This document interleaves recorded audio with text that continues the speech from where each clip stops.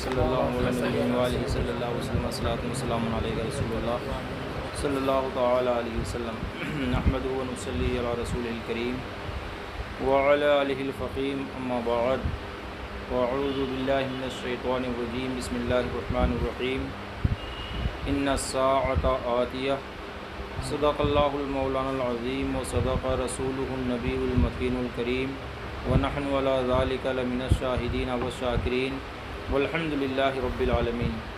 جی لگا کر محبت کے ساتھ درود پاک پیش کر لیں۔ اللہم صلی اللہ علیہ وسلم نحن عباد محمدین صلی اللہ علیہ وسلم۔ یہ کتاب آثار قیامت ہے۔ اس کتاب کا نام کیا ہے؟ آثار قیامت۔ اس کا مطلب ہے قیامت کی نشانیاں۔ اس میں کس چیز کا بیان ہوگا؟ قیامت کی نشانیوں کا بیان ہوگا۔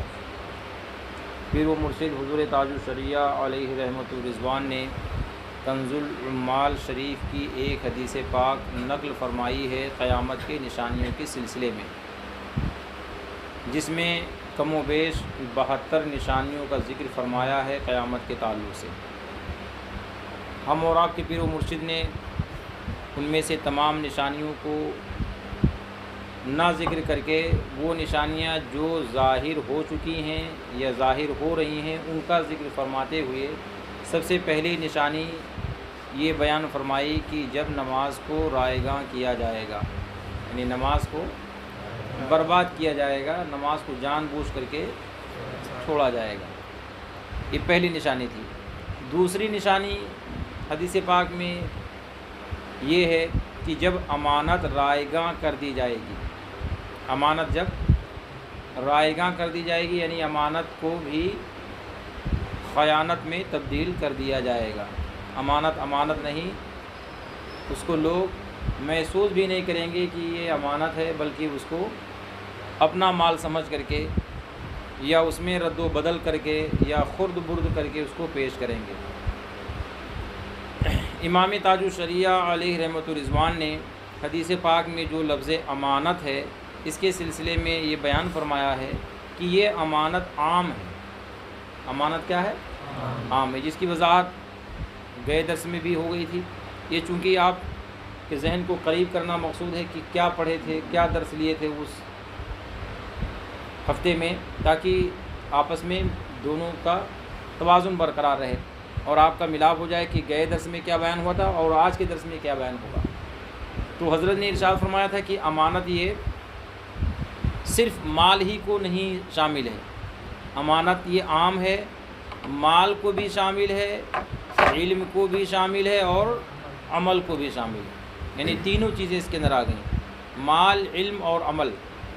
تاج الشریعہ علیہ رحمۃ الرضوان نے یہ فرمایا تھا کہ امانت جس کے پاس رکھی جائے تو وہ انسان اس کا ذمہ دار ہوتا ہے، اور جس کو یہ ذمہ داری سونپ دی گئی وہ 3 طریقے سے ہیں۔ امانت بھی 3 طریقے سے ہیں، جن کو ذمہ داری سونپی گئی وہ بھی 3 طریقے سے ہیں، جن میں سے 2 چیزوں کا ذکر اس میں ہو چکا تھا۔ تیسری چیز کا ذکر فرماتے ہوئے آپ ارشاد فرماتے ہیں کہ تیسری قسم یہ ہے کہ بندہ اللہ تعالی کے بندوں کے ساتھ معاملات میں امانت کا لحاظ رکھے، لہٰذا اس پر ودیت اور عاریت کا ان لوگوں کو لوٹانا ضروری ہے جنہوں نے اس کے پاس ہی امانتیں رکھی ہیں۔ کبھی کچھ لوگ دے دیتے ہیں کہ بھئی یہ رکھ لو، میں فلاں جگہ جا رہا ہوں، آؤں گا تب آپ سے لے لوں گا، یہ بھی امانت ہے۔ کوئی پیسے دے دیا، کوئی سامان دے دیا۔ کبھی ایسا ہوتا ہے کہ کوئی مکان اپنا تعمیر کروانا چاہتا ہے تو مکان توڑ دیتا ہے اور اپنے پڑوس سے یا رشتہ دار سے کہتا ہے کہ ہم کو 2 مہینے کے لیے 3 مہینے کے لیے مکان دے دو، اور جب ہمارا مکان بن جائے گا تو میں اپنے مکان میں چلا جاؤں گا۔ اس کو بولتے ہیں عاریت۔ کیا بولتے ہیں؟ عاریت۔ اس کی مثال ایک اور ہے کہ جیسے آپ کو کہیں جانا ہے، آپ کے پاس پہ کوئی گاڑی نہیں ہے، آپ نے اپنے دوست سے کہا کہ بھئی مجھے فلاں جگہ جانا ہے، آج آپ کی گاڑی مجھے چاہیے، یعنی مانگنے کے طور پہ جو چیز استعمال کی جائے، کوئی بھی چیز ہو، اس کو کیا بولتے ہیں عربی میں؟ عاریت بولتے ہیں۔ تو عاریت پر جو چیزیں لی گئیں یا ودیعت پر کہ کسی نے آپ کو دے دیا کہ اس کو آپ رکھیں اپنے پاس، تو یہ بھی امانتیں ہیں۔ یہ کیا ہیں؟ اب یہ نہیں کہ آپ کو اس نے گاڑی دے دیا تو آپ توڑ پھوڑ کر لا کر اس کے گھر کھڑی کر دیں، یہ امانت میں خیانت ہے۔ مکان دے دیا تو اس کا یہ مطلب نہیں کہ رہنے کے لیے اس نے دیا ہے تو اس کے اندر آپ جو چاہو کر سکو، نہیں، آپ نے رہنے کے لیے دیا ہے، خالی آپ رہ سکتے ہیں، باقی اس میں آپ کچھ بھی نہیں کر سکتے۔ کچھ کریں گے تو یہ امانت میں خیانت پائی جائے گی۔ اس کا ذکر فرماتے ہوئے تاج الشریعہ علیہ رحمۃ الرضوان نے سیدنا ابو ہریرہ رضی اللہ تعالیٰ عنہ سے ایک حدیث پاک ذکر فرمایا، جس میں آقا کریم صلی اللہ تبارک و تعالیٰ علیہ وسلم نے ارشاد فرمایا کہ امانت اس کو پہنچا جس نے تیرے پاس امانت رکھی ہے، اور اس کے ساتھ خیانت نہ کر جس نے تیرے ساتھ خیانت نہیں کی ہے۔ یعنی اس حدیث پاک کی روشنی میں فرماتے ہیں کہ اسی میں ناپ اور تول کو پورا کرنا بھی داخل ہے، لہٰذا ان میں کمی کرنا حرام ہے۔ ناپ تول میں کمی کرنا کیا ہے؟ حرام ہے۔ اور اس کے عموم میں امیروں اور بادشاہوں کی رعیت کے ساتھ اور علماء کا عام مسلمانوں کے ساتھ خیر خواہی بھی داخل ہے۔ تو یہ تمام چیزیں اس امانت کی قبیل سے ہیں جس کا ان کے مستحقین کو پہنچانے کا اللہ پاک نے حکم عطا فرمایا ہے۔ امانت ہی کے سلسلے میں ایک حدیث پاک کا ذکر تاج الشریعہ علیہ رحمۃ الرضوان نے فرمایا تھا کہ نااہل جو ہوتے ہیں ان کو اہل اگر بنایا جائے تو یہ بھی امانت میں خیانت ہے۔ جو اہل نہ ہو جس چیز کا، اس کو آپ اس کا اہل اگر بنائیں تو یہ بھی کیا ہے؟ امانت میں خیانت ہے۔ کس طور پہ امانت میں خیانت ہے؟ کہ اسے وہ چیز استعمال کرنے کی صلاحیت ہی نہیں ہے، وہ بندہ اس چیز کے لائق ہی نہیں ہے، اور آپ اس کو لائق بنا رہے ہیں۔ تو ظاہر بات ہے جب وہ لائق نہیں ہے اور آپ اس کو لائق بنائیں گے تو جس چیز کو آپ اس کے ذمے کریں گے اس میں کیا کرے گا وہ؟ جب اسے ان چیزوں کے بارے میں کچھ معلومات نہیں ہے تو ظاہر سی بات ہے کہ جو کرے گا خیانت ہی اس کے اندر پائی جائے گی، جو کرے گا ساری چیزوں کے اندر خیانت پائی جائے گی۔ اس لیے نااہلوں کو اہل بنانا یہ بھی خیانت ہے، یہ بھی کیا ہے؟ خیانت ہے۔ ادائے فرضیت اور امانت کا معنی خوب روشن ہو گیا، اور یہ بھی معلوم ہو گیا کہ امانت کو ضائع کرنا ان تمام مذکورہ صورتوں کو شامل ہے۔ یہ سرکار علیہ الصلوۃ والسلام کے دہن مبارک سے نکلے ہوئے ایک کلمہ کی جامعیت اور اس میں کثرت معنی کا یہ حال ہے کہ کسی کا بیان اس کا احاطہ نہیں کر سکتا۔ اسی لیے تو امام اہل سنت مجدد دین و ملت الشاہ امام احمد رضا ارشاد فرماتے ہیں، میں نثار تیرے کلام پر ملی یوں تو کس کو زبان ہے۔ وہ سخن ہے جس میں سخن نہ ہو، وہ بیاں ہے جس کا بیان نہیں ہے۔ زبان تو سب کو ملی ہے، کلام ہر کوئی کرتا ہے، مگر سخن وہ ہے جو پیارے مصطفیٰ کی بات ہے، سبحان اللہ۔ کلام وہ ہے جو پیارے مصطفیٰ کا کلام ہے کہ وہاں کوئی ایک حرف بھی نہیں اٹھا سکتا، کوئی کچھ ذرہ برابر بھی اعتراض نہیں کر سکتا۔ اور اگر رسول پاک کے علاوہ اگر آپ دیکھیں دنیا داروں کے کلام کو تو کوئی کا کلام ایسا نہیں ہوگا جس میں کوئی کچھ انگلی نہ کر سکے، کوئی کچھ بول نہ سکے۔ سب بول سکتے ہیں، کچھ نہ کچھ کر سکتے ہیں، مگر رسول پاک کا کلام ایسا الحمدللہ کہ وہاں کوئی کچھ نہیں بول سکتا ہے۔ تاج الشریعہ اس حدیث پاک کی روشنی کرتے ہوئے آگے ارشاد فرماتے ہیں کہ علم کو چھپانا، علم کو یہ بھی کیا ہے؟ خیانت ہے۔ علم کو چھپانا کیا ہے؟ خیانت ہے۔ اس سے مراد یہ ہے کہ اہل سے پوشیدہ نہ رکھے، جیسا کہ تقریر بالا میں گزرا، اور خود آیت کریمہ سے یہ قید صراحتاً ثابت ہے، اور بلا شبہ یہ مال میں خیانت سے زیادہ سخت ہے۔ اللہ، علم کو چھپانا کیا ہے؟ مال میں خیانت سے زیادہ سخت ہے کہ بعض صورتوں میں کتمان علم سے نوبت کفر تک پہنچتی ہے۔ اللہ، تو یہ مال میں جو خیانت ہے انسان اس کے ذریعے سے گناہ گار ہوتا ہے۔ کیا ہوتا ہے؟ مگر علم میں جو خیانت ہے اگر اس میں کوئی خیانت کرے گا تو فرماتے ہیں کہ بسا اوقات کبھی کبھار ایسی صورتیں آ جاتی ہیں کہ انسان کافر ہو جاتا ہے اور اسے پتہ بھی نہیں چلتا ہے۔ اللہ، اچھا، اب علم میں خیانت جو ہے تو ظاہر بات ہے کہ جس کے پاس علم ہوگا وہی خیانت کرے گا۔ علم میں خیانت کون کرے گا؟ جس کے پاس علم ہوگا وہی کرے گا نا۔ اور جن بیچاروں کے پاس میں علم ہی نہیں وہ کیا خیانت کریں گے؟ کر ہی نہیں سکتے۔ تو مراد اس سے اب علماء آ گئے، علم کا چھپانا علم خیانت، اس سے مراد کون ہے؟ علماء ہیں۔ جیسے تاج الشریعہ علیہ رحمہ بیان فرماتے کہ حضور کے فضائل جلیلہ شہیرہ کثیرہ کو چھپانا، سرکار کی عظمت شان الحمدللہ کہ سرکار کے صدقے میں اللہ نے پوری دنیا کو پیدا فرمایا۔ اب ان کو یہ کہہ دیا جائے کہ وہ تو ہماری طرح بشر ہیں معاذ اللہ رب العالمین، تو اب آپ سوچو کہ یہ علم کا چھپانا ہوا کہ نہیں چھپانا ہوا؟ لوگوں کو تو یہ بتانا چاہیے کہ وہ ہماری طرح بشر نہیں ہیں، اس لیے کہ اللہ نے ان کے صدقے میں پوری دنیا کو پیدا فرمائی ہے، اور اگر ہم ان کی طرح بشر ہیں تو بتاؤ ہم میں سے کس کے صدقے میں اللہ نے دنیا کو پیدا فرمائی ہے؟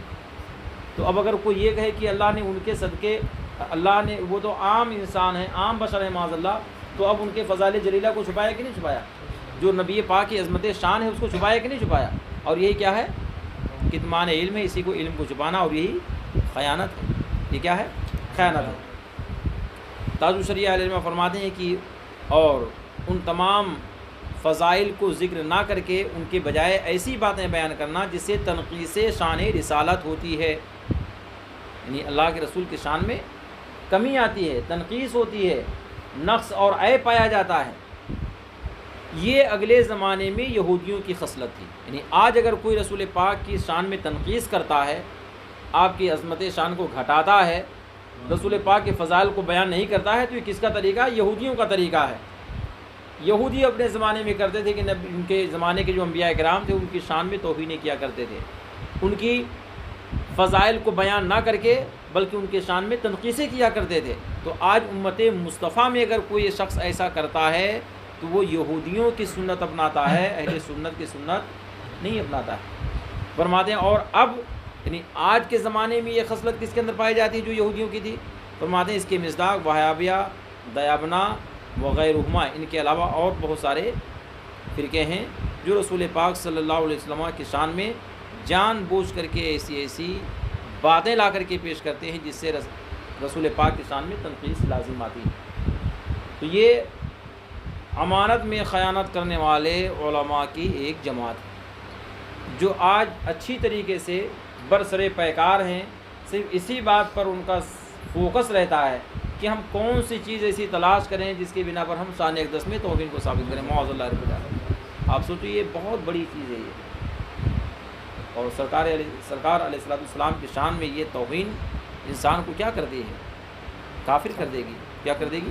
اسی کے بارے میں فرمایا تھا تاج الشریعہ نے کہ کتمان علم یعنی علم کو چھپانا یہ بسا اوقات انسان کو کافر بنا دیتی ہے۔ سرکار عبد قرار صلی اللہ تعالیٰ علیہ وسلم نے ارشاد فرمایا ہر امت میں کچھ لوگ یہودی ہیں اور میری امت کے یہودی تقدیر الہی کے جھٹلانے والے ہیں، یعنی جو اللہ پاک نے مقدر فرما دیا اس کو جھٹلا دیا، اللہ پاک نے جو تقدیر میں لکھ دیا اس کو جھٹلا دیا کہ نہیں یہ نہیں ہے، ایسا نہیں ہوگا ویسا ہوگا، اور اس کا جھٹلانے والا تقدیر الہی کا یہ گویا کہ علم کو چھپانے والا ہے، علم کو چھپانے والا، اور یہ بھی قیامت کی ایک نشانی ہے۔ تاج الشریعہ علیہ رحمہ فرماتے ہیں کہ مفہوم حدیث سے خوب ظاہر ہے کہ کچھ لوگوں کو سرکار صلی اللہ تعالیٰ علیہ وسلم نے تکذیب اور کتمان حق کی وجہ سے یہودی فرمایا۔ اللہ، یہودی کس وجہ سے فرمایا؟ جھٹلانے کی وجہ سے اور حق بات کو چھپانے کی وجہ سے یہودی فرمایا۔ تو وہابیہ وغیرہم جو حضور علیہ السلام کے علم غیب ہی کے منکر ہیں اور جان بوجھ کر فضائل چھپاتے ہیں اور ضروریات دین کو نہیں مانتے، یہ بھی بلا شبہ اس حدیث کے مصداق ہیں، اور وہ حدیث جس میں فرمایا کہ اس کا ایمان نہیں جس کے پاس دیانت نہیں، ان منکرین کے حق میں اپنے ظاہری معنی پر ہے تو ان کی کلمہ گوئی اصلاً انہیں مفید نہیں ہوگی۔ اللہ، کیا مطلب ہوا اس کا؟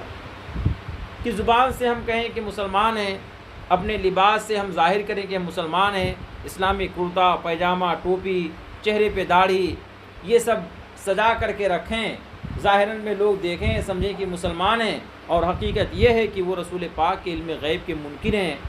رسول پاک علیہ السلام کے جو فضائل ہیں جو اللہ تعالیٰ نے اپنے مقدس کلام میں فرمایا ان کو چھپا کر کے رسول پاک کی شان میں توہینیں کرتے گھومتے ہیں، تو یہ ایسے لوگ ہیں کہ ظاہری اعتبار سے تو یہ مسلمان لگتے ہیں مگر باطن ان کا اسلام والا نہیں ہے۔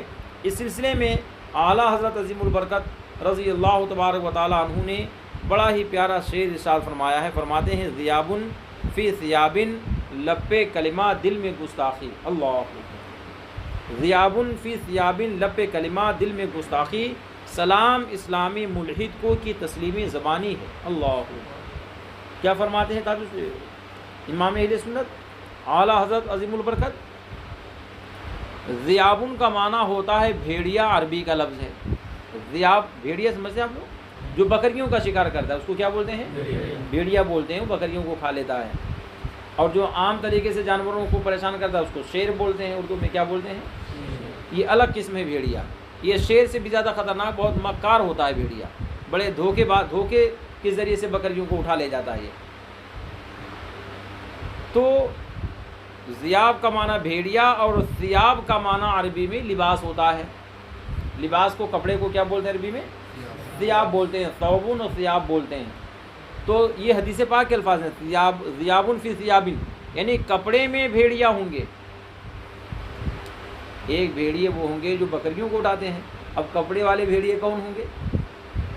ہمارے آقا نے فرمایا، یہ اعلیٰ حضرت کا شعر ہے، مگر ذیابن فی ثیابن کا جو یہ جملہ ہے یہ آقائے کریم کا ارشاد عالی شان ہے، جس کو اعلیٰ حضرت نے اپنے کمال کی بنا پر ایک شعر کے اندر سبحان اللہ اس کو پرو دیا۔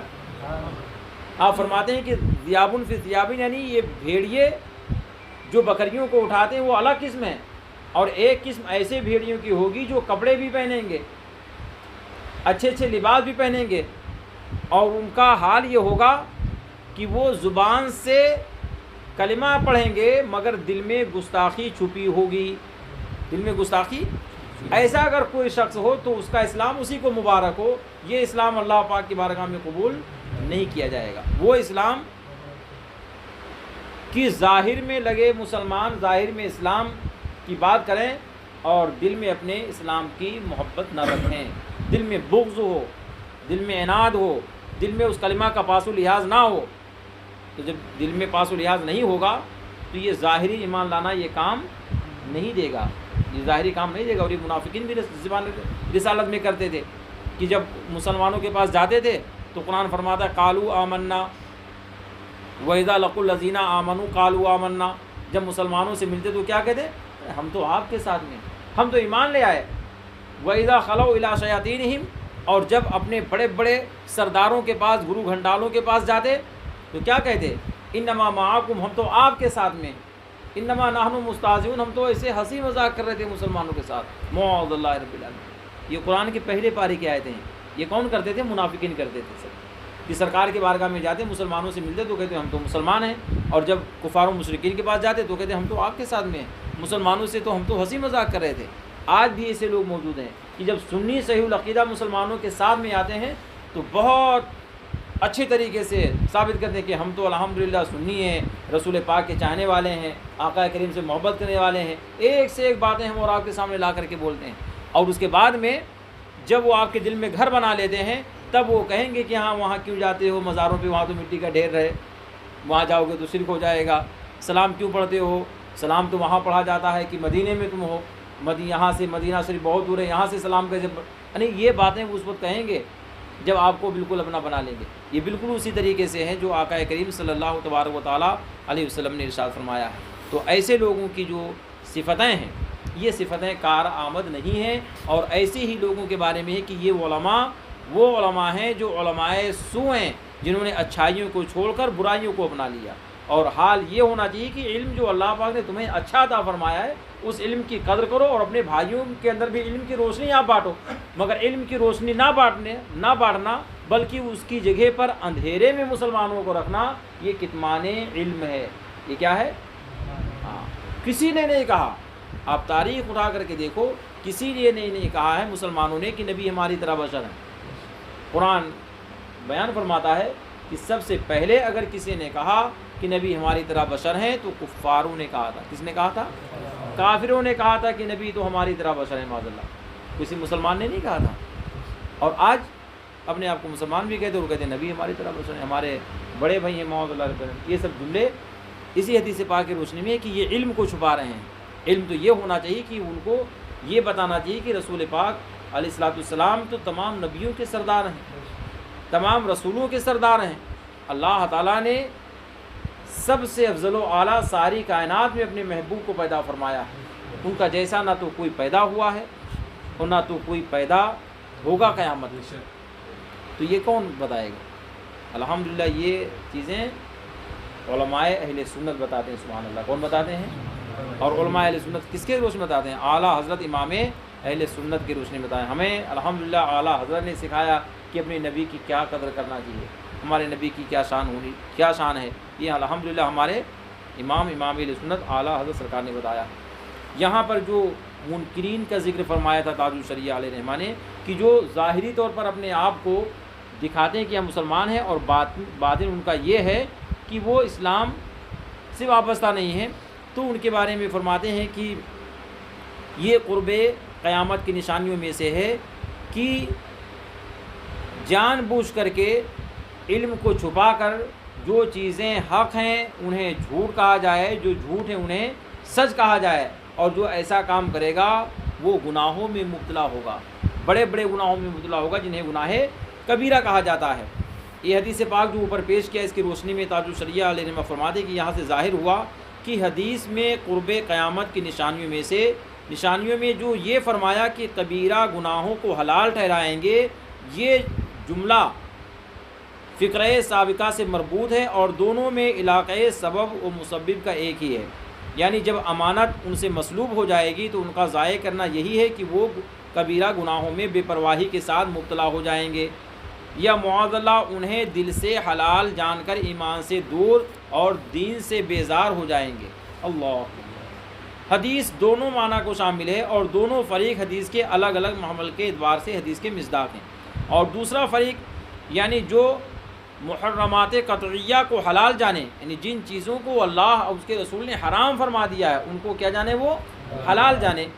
مسلوب الامانت یعنی امانت کو ضائع کرنے والا، ایمان سے محروم، اسلام سے خارج ہیں اور اللہ کی عظمت کے لحاظ سے ہر گناہ اور ہر معصیت کبیرہ ہے، اگرچہ بعض معاصی بمقابلے بعض کبیرہ ہیں اور بعض صغیرہ ہیں، اور کبیرہ کی جامع تعریف یہ ہے کہ وہ ہر ایسی معصیت ہے جس کے مرتکب پر کتاب و سنت میں وعید شدید آئی ہو۔ گناہ کبیرہ کسے کہتے ہیں؟ گناہ کبیرہ کا تو نام سنا ہوگا نا آپ لوگوں نے، کہ ہاں یہ گناہ کبیرہ ہے، یہ گناہ صغیرہ ہے، تو گناہ کبیرہ کسے کہتے ہیں؟ تاج الشریعہ علیہ رحمہ فرماتے ہیں کہ گناہ کبیرہ وہ گناہ ہے کہ جس کے کرنے والے پر قرآن و حدیث میں وعید شدید آئی ہو اور جس کے ارتکاب سے عدالت ساقط ہو جاتی ہے۔ اللہ اکبر، جیسے سود خوری، یہ کیا ہے؟ گناہ کبیرہ ہے۔ یتیم کا مال کھانا، ماں باپ کی نافرمانی کرنا، یہ بھی کیا ہے؟ ہاں، گناہ کبیرہ ہے۔ قطع رحم یعنی رشتے کو ختم کرنا، یہ بھی کیا گناہ کبیرہ ہے۔ جادو کرنا، چغلی، جھوٹی گواہی اور حاکم کے پاس ناحق لوگوں کی شکایت کرنا، زنا کی دلالی اور محارم کے معاملے میں بے غیرتی۔ محارم کے معاملے میں بے غیرتی مطلب کہ عورتیں اگر بے پردہ گھوم رہی تو کوئی مطلب نہیں ہے، شوہروں کو، بھائیوں کو کوئی مطلب نہیں، بہن اگر بے پردہ جا رہی تو کوئی مطلب نہیں ہے، گھر والے اگر بے پردہ جا رہے تو کوئی مطلب نہیں۔ تو یہ ایسے لوگ ہیں جو بے غیرت ہو چکے ہیں، جن کے پاس شرم نہیں رہی، جن کے پاس عزت نہیں رہی، تو ایسے لوگ بھی کیا ہیں؟ گناہ کبیرہ کے مرتکب ہیں۔ یوں ہی وہ گناہ جس کے کرنے والے پر لعنت وارد ہوئی، اسی طرح ہر صغیرہ جس پر اصرار کرے اور بار بار اس کا مرتکب ہو، وہ بھی کیا ہو جائے گی؟ کبیرہ۔ یعنی اگر کوئی چھوٹا گناہ ہو، لوگ یہ سوچ لیتے ہیں تو چھوٹا گناہ ہے، چلو کوئی مطلب نہیں ہوتا، نہیں، چھوٹا گناہ فرماتے ہیں کہ چھوٹا گناہ اگر بار بار کرے، اس کو بار بار اگر اس کو کرے تو یہ بھی کیا ہو جاتا ہے؟ کبیرہ ہو جاتا ہے، بھی کیا ہو جاتا ہے؟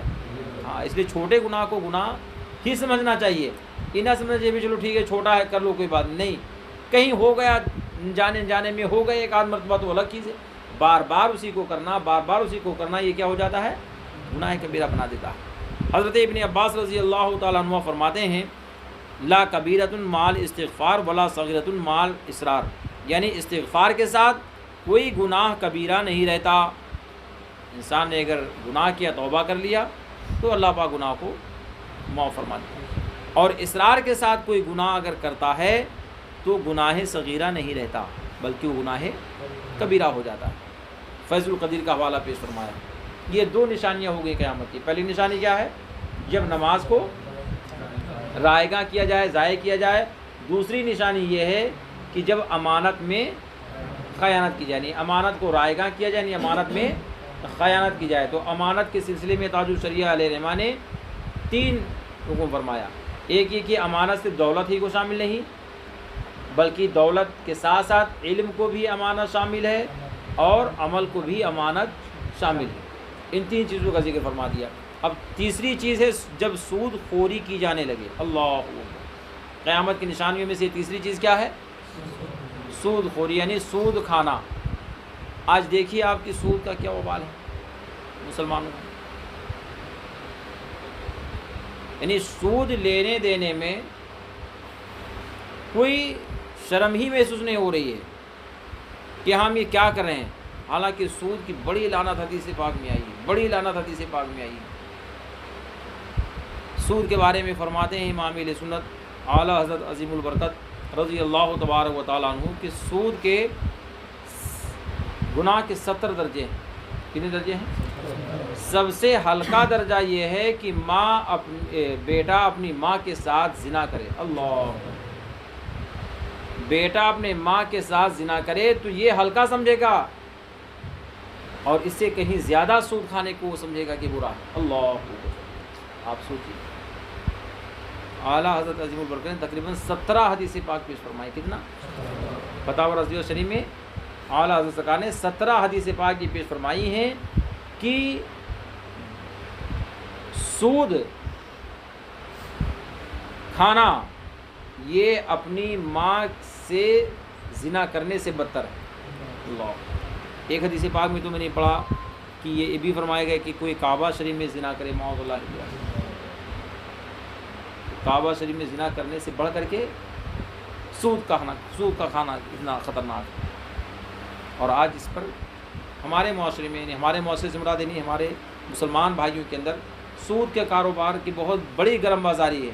ایک مسلمان دوسرے مسلمان کو سود دیتا ہے، اس سے لیتا ہے اور کوئی فرق نہیں پڑتا۔ بعض ایسے ہمارے بھائی ہوتے ہیں جنہیں بیچاروں کو یہ تو چاہے مسئلہ نہ معلوم ہو یا معلوم ہو، اس کے باوجود ہی وہ کیا اس کو بولتے ہیں اپنے یہاں ذمہ لے لیتے ہیں، جن کو دوسرے لفظوں میں دلال کہا جائے، کہ وہ دلالی کرواتے ہیں کہ ہاں ٹھیک ہے میں ضمانت لیتا ہوں، دے دو فلاں صاحب کو۔ جی کیا بولتے ہیں؟ اچھا، تو یہ بھی ناجائز و حرام ہے۔ سود کا لینا دینا تو ناجائز و حرام ہی ہے، سود کی دلالی کرنے والا بھی گنہگار ہے، وہ بھی دلالی کرنا بھی ناجائز و حرام ہے۔ اس کے ساتھ میں جو سود لکھتے ہیں، کبھی کبھار ایسا ہوتا ہے کہ لوگ اپنا ایک وہی بنا لیتے ہیں، آفس بنا لیتے ہیں کہ آؤ یہاں سود یہاں سے لے کر کے جاؤ، تو اس کے یہاں بیٹھانے والے بٹھا دیتے، کسی کو لکھنے والا بٹھا دیتے کہ ہاں لکھ لو بھائی، پھر اس کے بعد میں جمع کرتا ہے کہ اتنا دیا مہینے میں، اتنا دیا، کس بار سب لکھتے کہ نہیں ایسا ہوتا ہوگا۔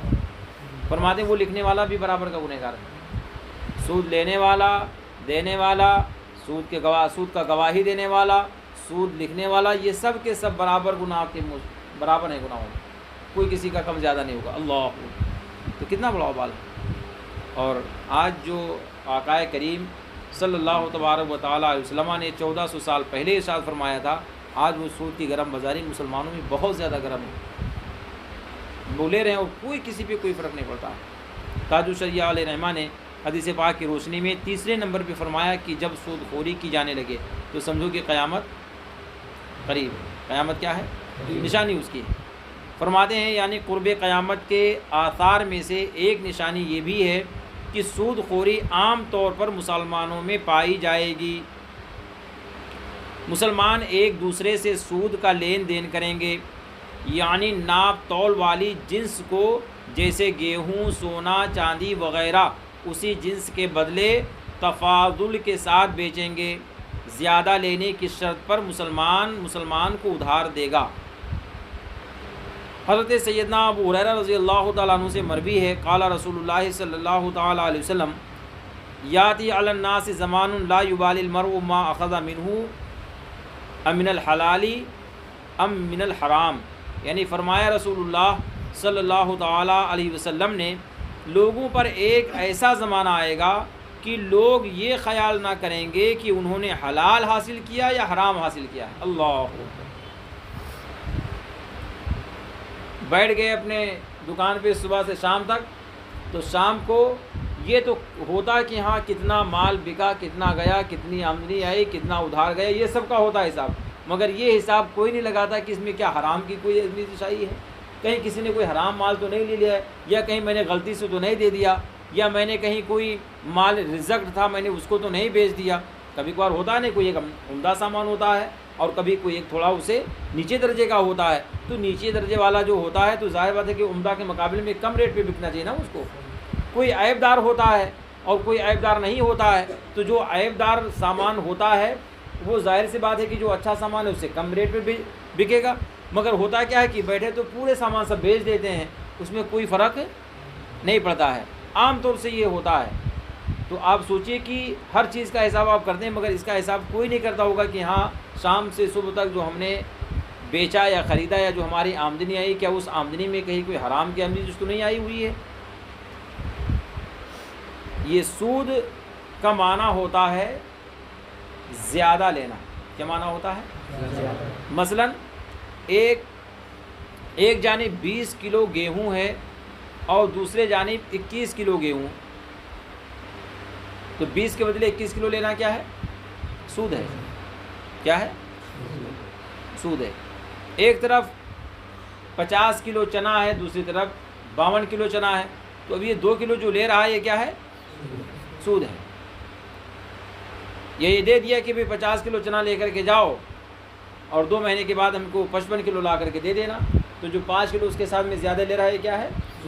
سود ہے، اور یہ شریعت میں کیا ہے؟ ناجائز و حرام ہے۔ اب اگر جنس بدل جائے، مثلا ایک طرف 50 کلو گیہوں ہے اور ایک طرف 1 کنٹل چنا ہے، آرام کے ساتھ بیچنے کوئی فرق نہیں ہے، اس لیے کہ جنس یہاں الگ الگ ہے، گیہوں الگ جنس ہے اور چنا الگ جنس ہے۔ جنسیت بدل گئی تو پھر سود متعین نہیں ہوگا، ٹھیک ہے۔ اور یہ اناج میں ہوا، روپیے اور پیسے میں سود یہ ہوتا ہے کہ جیسے 10,000 روپے دے دیا قرض اور اسے کہا کہ ہم 10,500 روپے لیں گے آپ سے 1 مہینے کے بعد، ایسے تو بولتے کیسے لوگ لیتے ہیں، سود میں کیسے دیتے ہیں؟ متعین کرتے پرسنٹیج دیتے ہیں، ہاں۔ تو جو 3% جیسے 10,000 روپے دے دیا اور پھر 3% جیسے اس نے کہا کہ ہم آپ سے بڑھا زیادہ کر کے لیں گے، تو جو 3% لے رہا ہے وہ سود ہے، وہ کیا ہے؟ ہاں، یہ کیا ہے؟ شریعت میں ناجائز و حرام ہے۔ تاج الشریعہ علیہ میں بیان فرماتے ہیں کہ یہاں سے معلوم ہوا کہ سود مسلمان یا مسلمان اور ذمی کے درمیان مال معصوم میں ہوتا ہے۔ کس میں ہوتا ہے؟ مال معصوم میں ہوتا ہے، اور ذمی اگر کوئی ہے تو اس کے درمیان اور مسلمان کے درمیان بھی سود ہو جائے گا۔ اس کے آسانی کے لیے سمجھو کہ دونوں مسلمان ہونا چاہیے، لینے والا اور دینے والا، لینے والا بھی مسلمان، دینے والا بھی ایک صورت۔ دوسری صورت ہے کہ ایک طرف تو مسلمان ہے مگر دوسری طرف کوئی ذمی مسلمان ہے۔ کون سا مسلمان ہے؟ اب ذمی مسلمان تو یہاں انڈیا میں نہیں کوئی پایا جاتا ہے۔ ذمی مسلمان اس غیر مسلم کو کہتے ہیں جو اسلامی ملک میں چلا گیا اور بادشاہ اسلام نے اس کی ضمانت لے لیا اور اس نے کہا بھئی تم کو ہم 10,000 روپیہ مہینے دیں گے۔ بادشاہ نے کہا کہ ٹھیک ہے آپ 10,000 روپے مہینے دینا، میں آپ کی ضمانت لیتا ہوں کہ آپ کو کوئی تکلیف نہیں ہوگی، آپ رہو ہمارے ملک میں آرام سے۔ ایسے غیر مسلم کو کیا کہا جاتا ہے؟ ذمی کہا جاتا ہے۔ کیا کہا جاتا ہے؟ آج یہاں انڈیا میں تو کوئی نہیں پایا جاتا ہے۔ انڈیا یہ دارالاسلام ہے، انڈیا کیا ہے؟ دارالاسلام ہے، مگر یہاں کے جو کفار ہیں وہ حربی نہیں بلکہ وہ حربی ہیں۔ کفار یہاں کے کیا ہیں؟ حربی ہیں۔ یہ بھی ایک بڑا مسئلہ ہے، وہابیوں نے یہ کہہ دیا کہ ہندوستان دارالحرب ہے، معاذ اللہ سے۔ کیا کہہ دیا؟ دارالحرب کسے کہتے ہیں؟ کچھ سمجھ میں آ رہا ہے؟ جی میں نے 2 لفظ جو بولے ہیں دارالحرب اور دارالاسلام، تو یہ کچھ سمجھ میں آپ حضرات کے آیا؟ جی ہاں، تو اب ہمارے احباب کچھ بول ہی نہیں رہے ہیں تو ہم کیسے سمجھیں کہ آپ سمجھیں گے نہیں سمجھے؟ جو چیزیں آپ کے سمجھ میں نہ آئیں تو آپ اس کو بول دیا کریں کہ ہاں یہ چیز ہمارے سمجھ میں نہیں آئی۔ آپ تقریر سننے کے لیے آئے ہو کیا؟ آپ لوگ کہاں آئے ہیں؟ درس میں آئے نا؟ کہاں آئے ہیں؟ اور درس کا مطلب کیا ہوتا ہے؟ سیکھنا سکھانا۔ درس کا مطلب کیا ہوتا ہے؟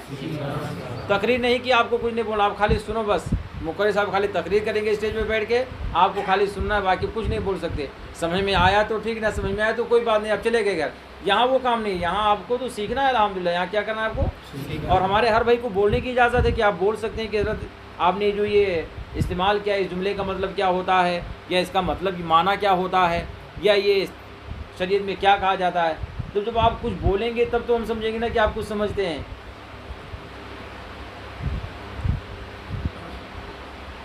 درس یہ عربی کا ایک لفظ ہے. آپ جو بچے ہمارے جیسے بہت سارے لوگ پڑھتے بھی ہوں گے انگلش وغیرہ، یا جو بھی یہاں تلنگانہ میں کورس وغیرہ پڑھایا جاتا ہوتا اسکول میں، تو اسکول وغیرہ میں تو جاتے ہیں کہ نہیں جاتے ہیں آپ لوگ؟ تو وہاں جو پڑھتے ہیں اس کو کیا کہتے ہیں، جو ٹیچر جو ٹیچنگ دیتے ہیں تو کیا بولتے ہیں؟ کلاس اس درس کو نہیں بولتے ہیں جی. تو اس میں تو پڑھاتے ہیں کچھ کہ نہیں پڑھاتے ہیں. تو کچھ نہیں سمجھ میں آتا ہے تو پوچھتے کہ نہیں پوچھتے ہیں. اور استاد کی ذمہ داری ہوتی ہے کہ وہ سمجھاتا ہے، پھر بعد میں نہیں سمجھ میں آیا ٹھیک ہے اس کی وضاحت کر دیتے ہیں. تو یہ ماحول ہونا چاہیے کہ جیسے کوئی چیز سمجھ میں جب نہ آئے اس کو پوچھنا چاہیے، ورنہ یہ ہونا چاہیے کہ بھئی تو وہاں گئے تھے حضرت نے یہ بیان کر دیا، اب کیا بیان کیے تھے تو پتہ نہیں، آپ ایک بھی لفظ نہ بتا پائے تو تعجب کی بات ہے. تو دارالحرب اور دارالاسلام ان دونوں چیزوں کو سمجھنا ہے. کیا سمجھنا ہے؟ یہ جو حضرت نے فرمایا سود خوری، اس لیے کہ یہ بہت اہم ضروری چیز ہے. دارالحرب اور دارالاسلام جب تک آپ سمجھیں گے نہیں تو دشواری ہو جائے گی کہ یہاں سود کیسے ہوگا. تو سب سے پہلی چیز یہ ذہن میں رکھیں کہ ہمارا ہندوستان جو ہے یہ دارالاسلام ہے. کیا ہے؟ اب دارالحرب اور دارالاسلام جب سمجھ لیں گے تبھی سمجھ میں آئے گا کہ کیسے دارالاسلام ہے ہندوستان. تو دارالحرب اس ملک کو کہتے ہیں جہاں کبھی بھی مسلمانوں کی حکومت نہ رہی ہو. دارالحرب کسے کہتے ہیں؟ آواز سے بولیے. اور دارالاسلام وہ ہے جہاں پر مسلمانوں کی کبھی نہ کبھی حکومت رہی ہو. جہاں پر مسلمانوں کی کبھی نہ کبھی حکومت رہی ہو. ہمارے انڈیا پر مسلمانوں کی حکومت رہی کہ نہیں رہی ہے؟ کتنے سال رہی ہے؟ 700 سال تک رہی. کتنے سال تک رہی ہے؟ اب آپ سوچیں کہ جہاں پر 700 سال تک مسلمانوں نے حکومت کیا ہو تو وہ دارالحرب ہوگا کہ دارالاسلام ہوگا؟ اعلیٰ حضرت امام اہل سنت رضی اللہ تبارک و تعالیٰ عنہ نے ایک کتاب ہی لکھی، اتنی موٹی لکھ دیا، جس میں آپ نے قرآن و حدیث کی روشنی میں یہ ثابت کیا کہ ہمارا ملک ہندوستان یہ دارالاسلام ہے، دارالحرب نہیں ہے. اس لیے کہ یہاں پر 700 سال تک مسلمانوں نے حکومت کی. اور وہاں بھی کیا کہتے ہیں کہ دارالحرب ہے. یہ کیا کہتے ہیں؟ ہاں. تو ہندوستان کیا ہے؟ دارالاسلام. اب یہ مسئلہ ہے کہ جو یہاں کے کفار ہیں وہ کیا ہیں. تو دارالحرب جو ملک ہوتا ہے وہاں کے رہنے والے حربی ہوتے ہیں. کیا ہوتے ہیں؟ حربی ہوتے ہیں. تو ہندوستان یہ دارالاسلام ہے تو یہاں کے کفار کیا ہیں؟ تو یہاں کے کفار حربی ہیں. ہندوستان کے کفار کیا ہیں؟ ملک تو دارالاسلام ہے مگر یہاں کے جو باشندے ہیں غیر مسلم وہ سب کے سب کیا ہیں؟ حربی ہیں. لہٰذا جب یہ حربی ہو گئے تو حربی کیوں کے ساتھ مسلمانوں کے بہت سارے معاملات میں بہت ساری چھوٹ عطا فرمائی ہے. شریعت نے بہت ساری چھوٹ بھی عطا فرمائی ہے. تو اس کی روشنی میں یہ آپ سمجھیں گے کہ اگر کوئی مسلمان غیر مسلم سے کوئی زائد پیسہ اگر لیتا ہے تو زائد پیسہ شریعت کی روشنی میں سود نہیں کہا جائے گا، اسے نفع کہا جائے گا. کیا کہا جائے گا؟ اور اگر سود کہہ کر کے لے گا تو پھر گنہگار ہو جائے گا. ہم اس کو سود کہیں گے ہی نہیں. اگر سود کہہ کے لے گا تو سود تو دنیا میں کسی سے نہیں لینا جائز، چاہے وہ مسلمان ہو یا غیر مسلم ہو. سود بول کر کے کسی سے لینا، جیسے بینک سے جو زائد رقم ملتی ہے وہ کیا سود ہی کے طریقے سے نا. ہم نے 10,000 روپیہ جمع کر دیا بینک میں، اب ہم کو وہ 10,200 روپیہ بڑھا کر کے دیا 1 سال میں 2 سال میں. یا جو ڈپوزٹ جمع کر دیتے ہیں، فکس ڈپوزٹ کرتے ہیں کہ 10 سال میں یعنی دونا مل جاتی ہے رقم. تو بھائی تم نے جمع کیا تھا 20,000 اور 10 سال کے بعد میں وہ جو 40,000 ملے تو 20,000 کیسا ہے؟ وہ آپ کی رقم کتنی 20,000 ہے نا. تو 20,000 جو وہ مل رہی ہے ہم کو گورنمنٹ کی جانب سے، بینک مجھے دیتا ہے، تو اسے شریعت منافع کہتی ہے، سود اسے سود. یہ جانے مسئلہ، یہ بہت اہم مسئلہ آپ حضرات کے لیے، اس لیے کہ اکثر و بیشتر لوگوں کے تعلقات تو بینک سے رہتے ہی ہیں. تو بینک سے جو ہم کو انٹرسٹ ملتا ہے وہ زیادہ رقم جو ملتی ہے وہ شریعت کی روشنی میں سود نہیں منافع ہے، اسے ہم کیا کہتے ہیں. اور اس کا لینا دینا کھانا پینا سب جائز ہے. یہ سمجھ میں آ گیا؟ اب یہاں سے جو پیر و مرشد سمجھانے جا رہے ہیں وہ فرماتے ہیں کہ یہاں سے معلوم ہوا کہ سود مسلمان اور مسلمان کے درمیان ہے. کس کے درمیان ہے؟ مسلمان. ایک صورت. دوسری صورت یا مسلمان اور ذمی کے درمیان ہے. کس کے درمیان ہے؟ مسلمان اور ذمی کے درمیان ہے.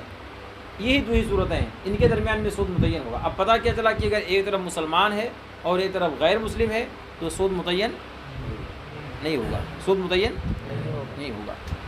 یا کوئی عیسائی ہے یا کوئی یہودی ہے تو ایسی صورت میں اس سے سود متعین نہیں ہوگا.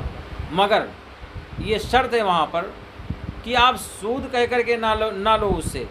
سود کہہ کر، اس لیے کہ سود کہہ کر کے اگر لوگے تو ظاہر سی بات ہے کہ یہ اسلام کو داغدار کرنا ہوا. جب ہمارے اسلام میں سود جائز نہیں ہے اور وہ غیر مسلم تو یہی کہے گا کہ سود لے رہے ہیں سود لے رہے ہیں، تو ایسی صورت میں بھی یہ اسلام کے ساتھ ایک دھوکہ ہوگا. لہٰذا یہ دھوکہ کر کے نہ لو. اور اعلیٰ حضرت عظیم البرکت رضی اللہ تبارک و تعالیٰ عنہ نے ارشاد فرمایا کہ غیر کفار حربیوں کا مال مسلمانوں کے لیے جائز ہے، اس شرط کے ساتھ میں کہ غدر نہ ہو اور قانون شکنی نہ ہو. دو شرطیں ہیں. دھوکہ کے طور پر نہ ہو، اس لیے کہ دھوکہ دینا کسی کو دھوکہ دینا جائز نہیں. کسی سے بھی نہیں جائز، کسی کو دھوکہ دینا جائز نہیں. یہاں تک کہ جانوروں کو بھی دھوکہ دینا جائز نہیں ہے. کچھ لوگ جانوروں کو بلانا چاہتے ہیں تو ہاتھ میں اسے مٹھی باندھ کر بلاتے ہیں اور جانور سمجھتا ہے مجھے کچھ کھلانے کے لیے بلا رہے ہیں، اور جب وہاں آتا ہے تو ہاتھ کھول دیتے ہیں، جانور کو پکڑ لیتے ہیں. یہ بھی دھوکہ ہے نا جانور کے ساتھ میں. اس دھوکہ دینے کو بھی علماء نے فرمایا کہ جائز نہیں ہے. حضرت سیدنا امام بخاری محمد بن اسماعیل بخاری رضی اللہ تبارک و تعالیٰ عنہ، جنہوں نے بخاری شریف لکھا ہے. کیا لکھا ہے؟ ان کی شان یہ تھی کہ وہ الحمدللہ زمزم شریف سے غسل فرماتے تھے. سبحان اللہ. اور پھر سرکار علیہ الصلوۃ والسلام کی بارگاہ میں حاضر ہوتے تھے روضہ انور کے پاس، اور وہ حدیث پاک کو پڑھ کر کے سناتے. آقائے کریم کی بارگاہ سے جواب آتا، تب امام بخاری اس کو لکھا کرتے تھے. آپ سوچیں کہ کتنا اونچا مقام ان کا ہے. ایک مرتبہ امام بخاری کو معلوم ہوا کہ فلاں گاؤں میں ایک شخص ہے جس کے پاس رسول اللہ صلی اللہ علیہ وسلم کی ایک حدیث شریف ہے. اب وہ سوچے بھی چلیے ہم لینے کے لیے. اب گئے، بڑے اہتمام کے ساتھ میں گئے. وہاں جب پہنچے پتہ لگایا کہ کون ہے ان کا گھر. معلوم ہوا تو گھر کے پاس میں پہنچے تو دیکھے کہ وہ صاحب گھر کے دروازے پر کھڑے ہیں اور جانور کو بلانے کے لیے اپنے انگوٹھی کو باندھے ہوئے اور جانور کو بلا رہے ہیں. جب جانور ان کے قریب آیا تو انہوں نے ہاتھ کو کھول دیا اور جانور کو پکڑ لیا. اللہ. حضرت امام بخاری واپس ہو گئے وہیں سے اور یہ ارشاد فرماتے ہیں کہ جب یہ جانور کو دھوکہ دے سکتا ہے تو انسانوں کو دھوکہ دینے میں کیا بھائی؟ انسانوں کو دھوکہ نہ دے. اللہ. جب ایک ایسا انسان جو جانور کو دھوکہ دے سکتا ہے تو فرماتے ہیں کہ وہ انسانوں کو کیا کیا دھوکہ دیتے ہوگا، کتنا دھوکہ دیتا ہوگا. یہ اسے بعید نہیں ہے. آپ نے اس سے حدیث پاک کو نہیں لیا. آپ سوچو کہ کتنے احتیاط فرماتے تھے. تو دھوکہ دینا یہ شریعت میں کسی سے جائز نہیں ہے، کوئی بھی ہو. تو دھوکہ نہ ہو، اسی کو بولتے ہیں غدر. اور عہد یہ قانون شکنی نہ ہو کہ کہیں ایسا نہ ہو کہ آپ قانون کے، جیسے انڈیا میں رہتے ہیں تو انڈیا کے قانون کو بھی دیکھنا ضروری ہے کہ ہم کریں گے لیں گے سود، اور کہیں ایسا نہ ہو کہ انڈیا کے قانون کی روشنی میں زد میں آ جائیں تو ہماری بےعزتی ہوگی، مسلمانوں کی بےعزتی ہوگی. تو ان دونوں چیزوں کو بھی مد نظر رکھنا پڑے گا اور اس کے بعد ہی کام کر سکتے ہیں. بہرحال دو چیزیں مسلمان کے درمیان میں زیادتی کے ساتھ میں لینا دینا جائز، یعنی سود جو لیا جاتا ہے یہ جائز نہیں ہے. تاج الشریعہ علیہ رحمہ فرماتے ہیں کہ اس حدیث میں تصریح فرمائی کہ مسلمان اور کافر حربی کے درمیان سود نہیں ہے. کس کے درمیان؟ مسلمان کے درمیان اور کافر حربی، جیسے ہندوستان کے کافر. یہ جو نیپال ہے وہ دارالحرب ہے، کبھی وہاں مسلمانوں کی حکومت ہی نہیں رہی ہے. وہ کون سا ملک ہے؟ دارالحرب ہے. تو وہاں کے غیر مسلموں سے بھی وہاں کر سکتے ہیں. لہٰذا آج کل کفار سے زیادہ لینا سود کی حد میں نہیں آتا. لہٰذا ان سے بغیر بدعہدی کے جو کچھ جس طریقے سے ملے وہ مسلمانوں کے لیے جائز ہے. یہ تاج الشریعہ علیہ بیان فرما دیں. یہاں سے بینک اور ڈاک خانے کے منافع کا حکم معلوم ہوا کہ جو بینک اور ڈاک خانے میں پیسے جمع کیے جا سکتے ہیں وہ بھی مسلمانوں کے لیے لینا جائز ہے کہ وہاں سود متعین نہیں ہوتا ہے۔ فرماتے ہیں تفصیل کے لیے رسالہ بینک مرتبہ مفتی قاضی عبدالرحیم صاحب بستوی کا مطالعہ کریں تو وہاں سے ظاہر ہو جائے گا کہ یہاں سود متعین ہوگا کہ نہیں ہوگا۔ یوں ہی مسلم اپنے مسلمان بھائی کو قرض ادا کرنے کی صورت میں بلا شرط بطور انعام کچھ دے دے تو اس میں کچھ مذائقہ نہیں ہے۔ دیا تھا ہمارا بھائی، اس کو سود دے دیا، اس کو قرض دے دیا تھا پیسہ کہ لو بھی 50,000 روپیہ اپنا کام کر لو، جب آپ کے پاس ہوگا تو مجھے دے دینا۔ یا سال بھر کی تعین کر دیا کہ بھئی اس 1 سال کے بعد ہم کو آپ 12 رمضان کو میں نے دیا تھا، یا رمضان کے مہینے ہم نے آپ کو دیا ہے، آنے والے رمضان کے مہینے میں ہم کو دے دینا آپ پیسہ، یہ کہہ کے دے دیا۔ اب وہ جب آنے والا رمضان آیا اس نے 50,000 روپیہ دیا اور اس کے بعد 2,000 10,000 20,000 یہ جو کچھ بھی اسے میسر ہوا کہ بھئی یہ میری طرف سے تحفہ ہے، آپ اس کو قبول کر لیں، تو یہ فرماتے ہیں کہ جائز ہے۔ یہ کیا ہے؟ جائز۔ اور یہ کہہ دیا کہ ہاں 50,000 مجھ کو دے دو اور میں کچھ بڑھا کر کے آپ کو دوں گا، اپنی خوشی سے دوں گا، یہ وہاں خوشی نہیں، کہہ دیا زبان سے، یہ اب اس کے لالچ میں گویا کہ دے رہا ہے کہ ہم کو تو بڑھا کر کے ملے گا۔ اب اس زبان سے لا کہے میں تحفے پہ طور پہ تم کو دوں گا، میں انعام کے طور پہ تم کو دیں گا، مگر اس کا کوئی اعتبار نہیں ہوگا۔ بغیر کہے جانے بوجھے اپنی خوشی سے اگر بطور نظر پیش کر دے تو اللہ پاک اس کو ثواب بھی عطا فرمائے گا، اس لیے کہ اس نے مدد اس کی ہے۔ یہ جواز کی صورت ہے۔ فرماتے ہیں تاج الشریعہ علیہ رحمہ کی مندرجہ بالا تقریر سے یہ بات بھی روشن ہوا کہ ربا سود کے لیے قدر، ناپ تول اور جنس کی شرط ہے۔ اس صورت میں ان دونوں میں سے کوئی بات نہ پائی جائے تو سود نہ ہوگا، لہٰذا نوٹ کے بدلے نوٹ کمی بیشی پر لینا دینا جبکہ یہ نقد ہو جائز ہے۔ سمجھ میں آیا جی؟ ہاں، نوٹ کے بدلے، نوٹ جیسے بیچتے نا، جیسے 100 کی نوٹ ہے، ایک کی طرف 200 کی نوٹ اب تو نکال دیا نا مودی نے، پہلے 200 کی نوٹ تو نہیں تھی، تو ایک کی طرف 100 کی نوٹ، ایک طرف 200 کی نوٹ۔ اب اگر کوئی 100 کی نوٹ 200 کے بدلے میں بیچتا ہے تو جائز ہے۔ 500 کی نوٹ اگر کوئی 2000 کے بدلے بیچتا ہے تو یہ جائز ہے، یہ سود میں نہیں آئے گا، یہ سود میں نہیں آئے گا۔ جی، پرانے زمانے کے سکے وغیرہ، پرانے زمانے کی نوٹاں جو ہے آج سے 10 سال 20 سال 25 سال 1 روپے کی نوٹ رہتی تھی پہلے، آج کل 1 روپے کی نوٹ 600 روپے 700 روپے ایسا۔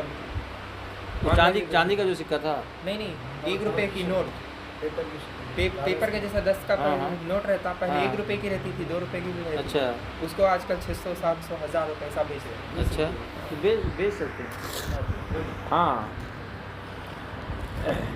اعلیٰ حضرت عظیم البرکت مجدد دین و ملت شاہ امام احمد رضا سن 1323 ہجری میں، کون سی ہجری میں؟ جب دوسری مرتبہ آپ حج کرنے کے لیے تشریف لے گئے تو مکہ مکرمہ میں وہابیوں کا بہت بڑا پیشوا خلیل احمد امبیڈوی پہنچا ہوا تھا، اور اس نے رسول اللہ صلی اللہ علیہ وسلم کے علم غیب کے تعلق سے بڑی غلط باتیں پورے مکہ شریف میں پھیلا دی۔ اب جب امام علیہ سنت اعلیٰ سرکار پہنچے تو وہاں کے بڑے بڑے علماء، الحمدللہ اعلیٰ حضرت کی شان، مکہ شریف کے بڑے بڑے علماء اعلیٰ حضرت کی بارگاہ میں آ کر کے فیض حاصل کیا کرتے تھے، اور اعلیٰ حضرت سے آ کر کے مسائل پوچھا کرتے تھے۔ اب جب وہاں اسماعیل خلیل احمد امبیڈوی نے پورا جب پروپیگنڈا پھیلا دیا پورے مکہ شریف میں رسول اللہ صلی اللہ علیہ وسلم کے علم غیب کے تعلق سے، تو جو وہاں کے بڑے بڑے علماء تھے بڑی تشویش انہیں ہوئی، اور انہوں نے اس کے جواب دینے کی کوشش کیا۔ اسی درمیان میں اعلیٰ حضرت حاضر ہوئے مکہ مکرمہ میں، جب دیکھا لوگوں نے تو آپ کی بارگاہ میں حاضر ہوئے اور عرض کرنے لگے کہ حضور یہ بادشاہ جو وہاں کا اس زمانے میں جو گورنر ہوتے ہیں ان کو شریف کہا جاتا تھا بادشاہوں کو، یہ شریف مکہ کی بارگاہ میں وہابیوں نے اعتراض بھیجا ہے رسول اللہ صلی اللہ علیہ وسلم کے علم غیب کے تعلق سے کہ سرکار کو علم غیب نہیں تھے، معاذ اللہ رب العالمین، حضور آپ اس کا جواب عطا فرما دیں۔ امام علیہ سنت اعلیٰ نے فرمایا ٹھیک ہے، قلم کاغذ پیش کرو۔ تو علامہ صالح کمال پاسا جو تھے انہوں نے فرمایا کہ نہیں، ہم اتنی جلدی جواب نہیں چاہتے، حضور بہت مدلل جواب چاہیے، دلیل سے بالکل لبریز ہونا چاہیے، اور بہت ہی محقق مفصل جواب اس کا عنایت فرمایا۔ تو اعلیٰ حضرت نے 8.5 گھنٹے میں، کتنے گھنٹے میں؟ 250 پیج میں، کتنے پیج میں؟ اردو میں نہیں، عربی میں वहाबियों के उन किए हुए जवाब को 250 पेज में आला हज़रत ने 8.5 घंटे में तहरीर फरमाया। सुभान अल्लाह। कितने घंटे में? 8.5 घंटे में। उस किताब का नाम अद-दौलतुल मक्किया बिल मादतिल गैबिया रखा आला हज़रत सरकार ने। उसी ज़माने में वहाँ पर नोटों के मसले में भी बड़ी लंबी गुफ्तगू चल गई थी। बहुत सारे बड़े बड़े उलमा इसके अंदर हैरान थे कि नोटों का मसला कैसे होगा। यही सवाल हुआ था कि नोट को बेचना जायज़ है कि नहीं जायज़ है। नोट कागज़ वाले, नोट किसको बोलते हैं? कागज़ वाले को। ये कागज़ के जो नोट हैं इनको बेचना जायज़ है कि नहीं जायज़ है। ये 12 सवाल आला हज़रत अज़ीमुल बरकत की बारगाह में पेश किया वहाँ के बड़े बड़े उलमा ने। तो आला हज़रत अज़ीमुल बरकत रज़ी अल्लाह तबारक व तआला अन्हु ने इन 12 सवाल के जवाब के लिए आपने इतनी मोटी किताब किफ़लुल फ़क़ीहिल फ़ाहिम फ़ी अहकामिल क़िरतासी व दराहिम तसनीफ़ फरमाया। सुभान अल्लाह। जिसमें आला हज़रत सरकार ने ये साबित फरमाया कि ये नोट को आप बेच सकते हैं। 10 की नोट को 20 के बदले, 50 को 100 के बदले, 100 को 1000 के बदले आप बेच सकते हैं। ये जायज़ है शरीयत में। इस पर आपने एक फ़तहुल क़दीर, एक बहुत अहम किताब है मसाइल की, अरबी में है, उससे एक हवाला आपने नकल फरमाया जिसमें साहिब फ़तहुल क़दीर ने बयान फरमाया कि अगर कोई एक कागज़ को, अगर एक छोटे से कागज़ को 1000 दिरहम के बदले कर बेचना चाहे तो बेच सकता है। सुभान अल्लाह। इसी जुज़िये की रोशनी में आला हज़रत ने यह साबित फरमाया कि अगर कोई नोट को बेचना चाहे, 100 की नोट को, तो नोट है, हम नोट बेच रहे हैं, पैसा नहीं बेच रहे हैं, नोट बेच रहे हैं। नोट को हम, कागज़ को हम 100 के बदले भी बेच सकते हैं, 100 की नोट को 200 के बदले भी बेच सकते हैं। नियत होनी चाहिए कि नोट है, हम नोट को बेच रहे हैं। आए समझ में? सूद का जो कारोबार करते हैं उनको बचने के लिए सबसे आसान तरीका यही है। जिनको लत पड़ी हुई है कि वो बच नहीं सकते, तो एक आसानी उनके लिए ये है कि अगर वो चाहें इस तरीके से, तो वो अपने सामने वाले से अगर कोई परेशान हाल हो, पहली बात तो मुसलमान हो तो उनकी खैरखाही के लिए उनको ऐसा नहीं करना चाहिए, मुसलमान को लिहाज रखना चाहिए उनको। और ऐसे लोग जो करते हैं वो इंदशरा मुजरिम होंगे। वो आपका भाई है, मजबूरी के आलम में आकर के आपसे सूद ले रहा होगा, तो आप उसकी मजबूरी का फ़ायदा ना उठाएं, उसे कर्ज़ दे दें, कर्ज़ हसन दे दें। अल्लाह ताला आपको बेपनाह सवाब अता फरमाएगा। और अगर नहीं वैसी सूरत है, आपको देना ही है, तो आप ये बोलें कि भाई 10,000 में आपको 15,000 में बेच रहा हूँ, ये 10,000 को मैं आपसे 12,000 में बेच रहा हूँ। तो इस तरीके से वो बै अगर कर लें तो शरीयत की रोशनी में वो जायज़ होगा। ताजुल शरिया अलैहि उसी किताब का हवाला फरमाते हैं कि तफसील के लिए किफ़लुल फ़क़ीहिल फ़ाहिम फ़ी अहकामी क़िरतासी दराहिम इमाम अहले सुन्नत आला हज़रत क़ुद्दस सिरहू को मुलाहिज़ा करें। और गेहूँ को जौ वग़ैरह मुख्तलिफ़ जिन्स के तफाजुल के साथ बेचना जायज़ है कि गेहूँ और जौ एक जिन्स नहीं, जिन्स अलग अलग हो गए। भी मैंने आपको समझाया कि जिन्स अगर अलग हो, एक तरफ जवारी हो एक तरफ गेहूँ हो, कितनों भी ज़्यादा के साथ बेचें आपको जायज़ है। जिन्स अगर दोनों की एक रही, मसलन एक तरफ गेहूँ दूसरी तरफ भी गेहूँ,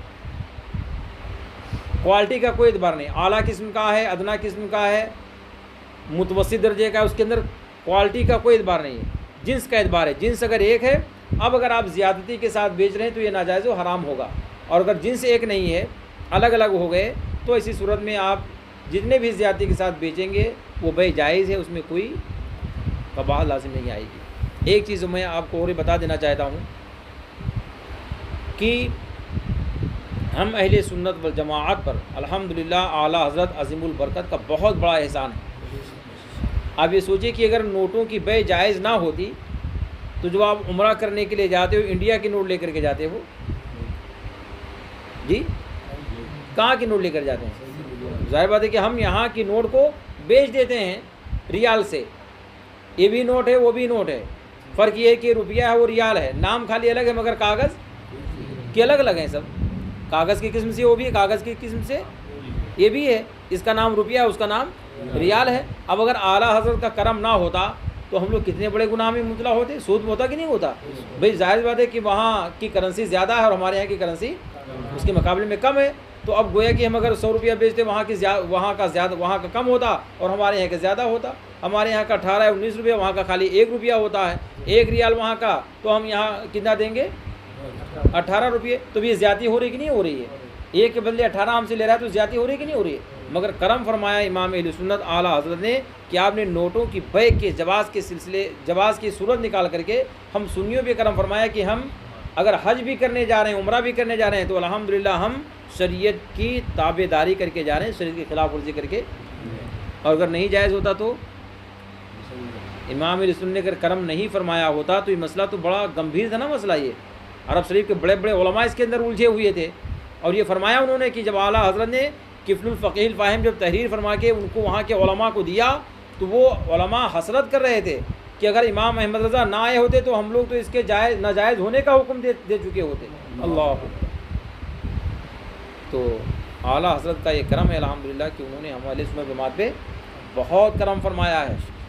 فرق یہ المیہ یہ ہے، افسوس یہ ہے کہ ہم اور آپ نے اعلیٰ حضرت کے قدر کو نہیں جانا. کچھ لوگوں نے تو خالی اس لیے کہ وہ خالی یہ اعلیٰ حضرت اعلیٰ حضرت کو اللہ پاک نے اعلیٰ مقام عطا بھی فرمایا ہے. اور یہ ہم اور آپ کی بس کی بات کیا ہے؟ اللہ پاک نے ان کو عطا فرمایا الحمدللہ. ہم کسی کو کیا کر سکتے ہیں؟ اللہ پاک جس کو عطا فرماتا ہے لوگوں کے دلوں میں ان کی محبت بھی ڈال دیتا ہے کہ تم اعلیٰ حضرت کو. آج تاج الشریعہ کیوں کہا جاتا ہے؟ کسی انسان نے تاج الشریعہ کو مقام عطا فرمایا ہے؟ کسی دنیا دار نے عطا فرمایا؟ نہیں. نبی مختار کے صدقے میں اللہ تعالیٰ نے اونچا مقام عطا فرمایا ہے. کہ آپ بتاؤ کتنی دوری بھی آپ چلے جاؤ تو وہاں نعرہ کس کا لگتا ہے؟ محفل کسی کی ہو اور نعرہ ہمارے پیر و مرشد کا لگتا ہے. سبحان اللہ. یہ کمال ہے نا تاج الشریعہ علیہ کا. یہی تو اللہ کی بارگاہ میں مقبولیت ہے کہ محفل کسی کی بھی ہو، کہیں کی بھی ہو، کہیں بھی ہو پوری دنیا میں، مگر مقبولیت یہ ہے اللہ پاک کی بارگاہ میں کہ نعرہ تاج الشریعہ کا لگتا ہے. تو اس سے پتہ کیا چلتا ہے کہ اللہ والے ہوتے ہیں لوگ. ایسے اعلیٰ حضرت کی ذات کیا ہے؟ اللہ کی بارگاہ کی مقبول ذات ہے. یہ رسول پاک کے ایک سچے غلام کی ذات ہے جنہوں نے ایک نہیں بے شمار احسانات مسلمانوں پہ کیے، ایک نہیں بے شمار احسانات کیے. یہ تقسیم ہند کے معاملے میں کہیں اعلیٰ حضرت کا کم احسان ہے؟ یہ ہم لوگ انڈیا میں رکے ہوئے ہیں، یہ بھی اعلیٰ حضرت کا کرم ہے الحمدللہ. جس زمانے میں لوگ انڈیا کو چھوڑ کر کے جا رہے تھے اس زمانے میں اعلیٰ حضرت کے شہزادے سرکار مفتی اعظم فرما رہے ہیں کہاں جا رہے ہو تم؟ انڈیا چھوڑ کر کے جا رہے ہو؟ تمہارے باپ کی قبر یہی ہے، تمہاری ماں کی قبر یہی ہے، تمہارے دادا کی قبر یہی ہے. کیا تم یہ چاہتے ہو کہ تمہارے دادا تمہارے ماں باپ کے قبر پہ گھوڑے باندھے جائیں، بیل باندھے جائیں، خچر گدھے تمہارے ماں باپ کے قبروں پہ باندھے جائیں؟ اللہ اکبر. سرکار مفتی اعظم نے پیغام دیا تھا لوگوں کو اور فرمایا نہیں تم کو جانا ہے، تم کو یہیں رہنا ہے، تم کو اپنے ماں باپ کی قبروں کی حفاظت بھی کرنا ہے. اتنے بڑے بڑے اولیاء کرام آئے، تم کو ان کے قبروں کی عزت کو بچانا ہے. اگر آج چلے جاتے تو کیا ہوتا؟ بولو. وہی ہوتا کہ باندھے جاتے گھوڑے، جانور باندھے جاتے، پیشاب کرتے، گوبر کرتے، کتنا بڑا گناہ ہوتا. تو یہ کرم کس کا ہے؟ الحمدللہ ہمارے اعلیٰ حضرت نے، اعلیٰ حضرت کے خاندان نے، انہوں نے ہمارے سنیوں کے لیے بہت کچھ کیا ہے. یہ اور بات ہے کہ ہم اور آپ ہیں کہ ہم نے قریب سے ان کو جاننے کی کوشش نہیں کیا، مگر ضرورت یہ ہے کہ اپنے محسنوں کو قریب سے جانا جائے. اور بیجا کسی کے تعریف و توصیف میں نہیں جانا چاہیے، بیجا کسی کے تعریف و توصیف میں نہیں جانا چاہیے. اور اگر بجا ہے تو الحمدللہ دل و جان سے جانا چاہیے. ہے کہ نہیں جانا چاہیے؟ جانا چاہیے. یہ تیسری شرط کا بیان، تیسری نشانی بیان ہوئی جس میں تاج الشریعہ علیہ رحمٰن نے بیان فرمایا حدیث پاک کی روشنی میں کہ قرب قیامت کی نشانیوں میں سے ایک نشانی یہ بھی ہوگی کہ لوگ سود کھائیں گے عام طور سے اور ان پہ کوئی فرق نہیں پڑے گا. آج وہی زمانہ چل رہا ہے. اللہ رب کریم کی بارگاہ میں ہم دعا کرتے ہیں کہ اللہ تعالیٰ اس درس میں جو بیان ہوا، جو عمل کے لائق ہے، مولا سب پر عمل کی توفیق عطا فرما. جو نواہی ہیں، منہیات ہیں، مولا ان سب سے ہمیں، ہمارے بھائیوں کو، بچوں کو، سب کو بچنے کی توفیق عطا فرما. وآخر دعوانا ان الحمد للہ رب العالمین. استغفر اللہ ربی من کل ذنب واتوب الیہ. حق لا الہ الا اللہ محمد رسول اللہ صلی اللہ علیہ وسلم. کسی کو کچھ پوچھنا ہے؟